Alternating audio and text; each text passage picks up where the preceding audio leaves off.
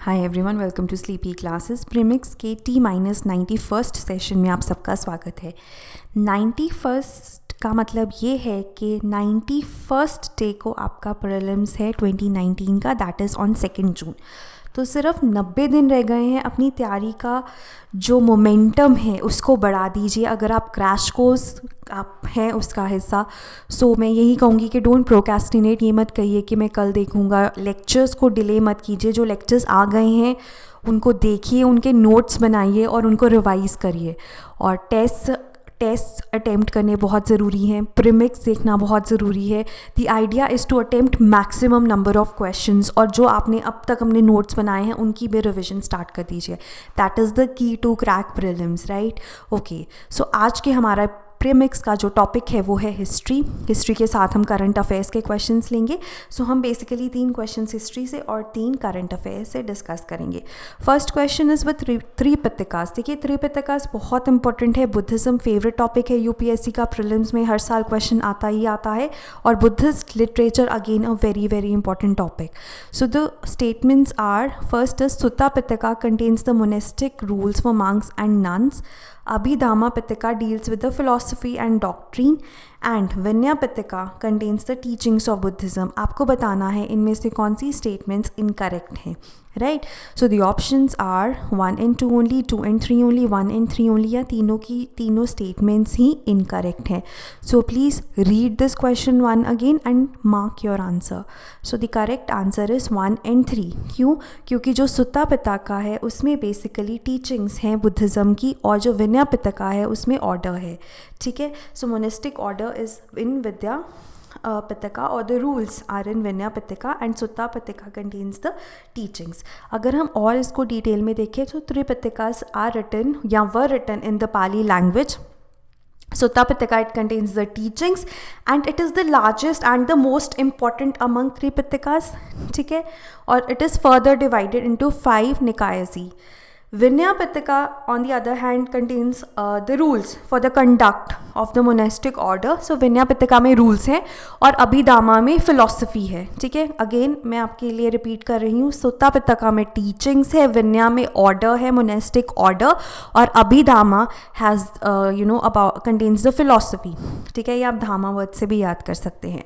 Okay, so moving on to the next question. The next question is regarding the landmarks in the Indian education. So the first is Hindu College, Calcutta, University of Calcutta, Adams Remote and Woods Dispatch. आपको arrange करना है कि कौन सा इन चारों में से सबसे पहले हुआ था, and so on. You have to arrange these 4 landmarks, right? So options आपको दी गई हैं. अब कभी कभी क्या होता है, आपको चारों का एग्जैक्ट टाइम नहीं पता, तो आप ऑप्शन से भी डिराइव कर सकते हैं कि कौन सा होगा, ठीक है? So try to attempt this question. Take your own time. So the correct order is 1, 3, 4, 2. ठीक है? सो सबसे पहले हिंदू कॉलेज कैलकटा था, उसके बाद हमारे पास एडम्स रिपोर्ट आई थी in 1835, then we had Wood dispatch 1854 and university of Calcutta in 1858, ठीक है? सो ये क्वेश्चन थोड़ा सा डिफिकल्ट था, but again I would say कि मॉडर्न इंडिया के क्वेश्चंस, कोई भी क्वेश्चन आ जाए मॉडर्न इंडिया में से, आपको उसको गलत नहीं करना है. इतने अच्छे से आपने मॉडर्न इंडिया रिवाइज़ की होगी, करी होनी चाहिए. और दूसरी चीज़ ये भी है कि अगर आप मॉडर्न इंडिया की बात करते हैं तो जो प्रीवियस ईयर क्वेश्चंस हैं ना, वो भी देख लें, क्योंकि रिपीट होते हैं. रादर हिस्ट्री के जो क्वेश्चंस हैं उनके प्रीवियस ईयर क्वेश्चंस देखने बहुत ज़रूरी हैं, क्योंकि क्वेश्चंस रिपीट होते हैं. सो you have attempted those questions, तो अगर रिपीट होगा तो आपका गलत नहीं होगा, right? Third question is regarding the paramountcy. So a new policy of paramountcy was initiated. Now the company claimed that its authority was paramount or supreme. Hence its power was greater than that of Indian states. आपको बताना है paramountcy किसने introduce की थी. Options को ध्यान से देखिएगा. पहली ऑप्शन है वॉरेन हेस्टिंग्स, कॉर्नवालिस. तीसरी ऑप्शन है लॉर्ड हेस्टिंग्स, ठीक है? ये लॉर्ड हेस्टिंग्स और वॉरेन हेस्टिंग्स दोनों अलग हैं. Warren Hastings was there from 1773 to 1783, और लॉर्ड हेस्टिंग्स थोड़ा लेटर आए थे. And then you have Lord Bentinck. तो इनमें से बताइए कौन सा सही आंसर है. So the correct answer is Lord Hastings. Now Lord Hastings, who was the Governor General from 1813 to 1823, he introduced an aggressive policy of territorial expansion, जिसको पैरामाउंटसी कहा गया था, या आप ऐसे कह सकते हैं जो पैरामाउंटसी थी वो इंश्योर करने के लिए थी कि जो टेरिटोरियल एक्सपेंशन है वो काफ़ी ज़्यादा हाई रेट पर हो, ठीक है। सो अब इसके बाद द कंपनी क्लेम्ड कि जो अथॉरिटी है कंपनी की वो पैरामाउंट या सुप्रीम है, hence its power is even greater than that of the Indian states. In order to protect its interest, it was justified in annexing or threatening to annex any part of the Indian kingdom. ठीक है, so ये थी पैरामाउंटसी कि अगर company को अपने interest को protect करना है तो वो किसी भी इंडियन किंगडम के पार्ट को, इंडियन स्टेट के पार्ट को अनेक्स कर सकती है। और ये जो पॉलिसी थी ये लेटर ब्रिटिश पॉलिसीज़ का भी पार्ट थी, ठीक है, तभी उन्होंने इतना ज़्यादा एक्सपैंड किया। Finally moving on to the next question, that is regarding the Padma awards, जो कि रिपब्लिक डे के दौरान अनाउंस होते हैं, दिए जाते हैं। आपको बताना है कौन सी स्टेटमेंट्स सही है। अब आपने देखा होगा 3 होते हैं, है ना। So a higher category of Padma award can be conferred on a person only where a period of at least 5 years has elapsed since the conferment of the earlier Padma award, ठीक है। तो 5 साल का गैप होना चाहिए अगर higher award, higher category of Padma award मिलना है सेम पर्सन को, ठीक है। क्या ये स्टेटमेंट सही है? दूसरा, अब जो अवार्ड है it can be used as a suffix or prefix to the awardees name. जिसको भी अवार्ड मिलता है वो अपने नाम के आगे अवार्ड सफिक्स या प्रीफिक्स कर सकता है। And government servants they are also eligible for the Padma awards, के गवर्नमेंट सर्वेंट्स भी एलिजिबल हैं पद्मा अवार्ड्स के लिए। अब आपको बताना है कौन सी स्टेटमेंट्स या स्टेटमेंट्स इसमें से सही हैं। 1 only, 2 and 3 only, 1 and 3 only, 1 and 2 only, right? So the correct answer is 1 only. क्यों? क्योंकि 5 साल का गैप होना ज़रूरी है, लेकिन ऐसा कहा जाता है कि अगर कुछ जस्टिफाइबल रीज़न है तो ये गैप कम भी हो सकता है, ठीक है। अब ये गलत है कि अवार्ड को आप सफिक्स या प्रीफिक्स यूज़ नहीं कर सकते, ठीक है। The awardees can not use it. और गवर्नमेंट सर्वेंट्स भी एलिजिबल, सारे के सारे जो गवर्नमेंट सर्वेंट्स हैं वो एलिजिबल नहीं है, सिर्फ डॉक्टर्स और साइंटिस्ट ही एलिजिबल है पद्मा अवार्ड्स के लिए, ठीक है। सो ये कुछ एक्सेप्शन है जो आपको पता होनी चाहिए। सो इसका जो सही आंसर है वो है 1 only। देखिए, Padma awards they were instituted in the year 1954। They are announced every year on the occasion of republic day. कुछ साल थे जब ये नहीं अनाउंस किए गए थे। अब 3 कैटेगरीज़ हैं, ये आपको याद होनी चाहिए, विभूषण, भूषण एंड पद्मश्री।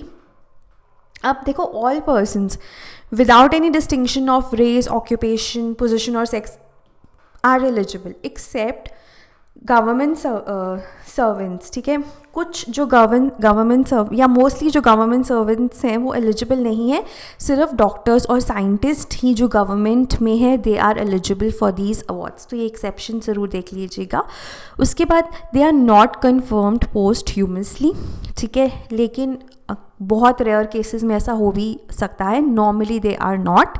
उसके बाद हायर कैटेगरी है वो एटलीस्ट 5 साल का गैप होना चाहिए, लेकिन अगर बहुत ही डिज़र्विंग केसेस हैं तो relaxation can be made by the awards committee. But कुछ जो कन्वेंशंस हैं वो यही है, ठीक है। और 120 से ज़्यादा अवार्ड्स नहीं हो सकते हर साल, और they can not use the award as a suffix or prefix to the awardees name, ठीक है। सो ये कुछ पद्मा अवार्ड के बारे में इंपॉर्टेंट पॉइंट्स हैं, पढ़ लीजिएगा। नेक्स्ट है वर्ल्ड वाइल्ड लाइफ डे। आपको बताना है कौन सी statements world wildlife day 2019 के तहत सही है। अब जो थीम थी 2019 वर्ल्ड वाइल्ड लाइफ डे की, it aligned closely with SDG 14। अब इसके लिए पहले आपको SDG 14 पता होना चाहिए, उसके बाद आपको इसकी थीम पता होनी चाहिए, एंड देन आपको देखना है क्या ये दोनों सिमिलर थे, राइट। देन कौन ऑर्गेनाइज करता है? It has been jointly organised by the secretariat of sites, ठीक है, एंड द UNDP, ठीक है। तो ये 2 स्टेटमेंट्स आपको बतानी है क्या ये दोनों सही है कि नहीं, या इनमें से सिर्फ एक ही सही है या दोनों ही गलत है। सो 1 only, 2 only, बोथ या नन।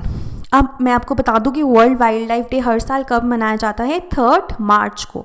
तो it was in news recently, तो आई एम श्योर अगर आप न्यूज़पेपर पढ़ रहे हैं तो ये आपने मिस तो नहीं किया होगा। So the correct answer is both. क्यों दोनों सही हैं? क्योंकि पहली बार है कि जो वर्ल्ड वाइल्ड लाइफ डे है वो मेरीन स्पीशीज़ के लिए मनाया जा रहा है, को डेडिकेटेड है, ठीक है। इसकी जो थीम रही है वो लाइफ बिलो वाटर है for people and planet. So this is for the first time that it is focusing on the marine life.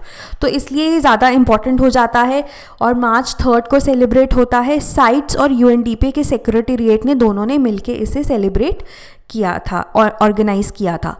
और SDG 14 के साथ ये क्लोजली अलाइन करता है क्योंकि वो भी लाइफ बिलो वाटर है. So you have to remember all the SDGs. ठीक है, मैच तो फॉलोइंग आ सकता है, यहाँ से रैंडमली पूछ सकते हैं SDG 11 किससे रिलेट करता है, 4 किससे रिलेट करता है. So you need to know all the SDGs by heart. ठीक है, सो ये है हमारा 5th question. Finally last question is regarding Kurds. ठीक है, सो कुर्द्स आपको बताना है कौन सी कंट्रीज़ में प्रेजेंट है. Iran, Iraq, Saudi Arabia, Yemen. ये आपको बताना है कि कुर्दिस्तान कौन सी कंट्रीज़ का पार्ट है. 1 and 2 only, 2 and 3 only, 1 and 3 only, 2 and 4 only. So please mark your answer. So the correct answer is Iran and Iraq. ठीक है, सो 4 जो जगहें हैं जिनमें कुर्द्स हैं या जिनको कुर्दिस्तान कहा जाता है वो बेसिकली टर्की है, north western Iran, northern Iraq and northern Syria. ठीक है, so these are basically Iranian ethnic group of middle east Kurds but they inhabit in Kurdistan. और कुर्दिस्तान ये चारों कंट्रीज़ का पार्ट है. अगर हम मैप में देखें सो टर्की का पार्ट है. ठीक है, ईरान है, इराक है और सीरिया है. ठीक है, सो ये 4 कंट्रीज़ हैं जिसमें ये जिनके कुछ पार्ट्स को हम कुर्दिस्तान कहते हैं. ठीक है, सो ये थे आज के 6 क्वेश्चंस और हमारा crash course of prelims is going on. और अगर आप इसको ज्वाइन करते हैं तो अगर आप टेस्ट सीरीज़ के साथ ज्वाइन करते हैं so you can avail it only for 9,999. इसमें आपको 32 टेस्ट मिलेंगे और प्रीलिम्स का कैश कोर्स मिलेगा. ठीक है, सो यही आज के लिए. आई होप आप अपनी प्रेपरेशन को बहुत तेज़ी से और अच्छे से करें, तभी प्रीलिम्स क्रैक होगा. और अगर आपने अब तक तैयारी एकदम अच्छे मोमेंटम से शुरू नहीं की है तो आज से भी आप शुरू कर सकते हैं. आई कैन गारंटी यू अगर आप 90 दिन 7 से 8 घंटे कंट्रीब्यूट करेंगे इस तैयारी को so you will definitely crack the pre. Right, so all the best, keep working hard. Thank you.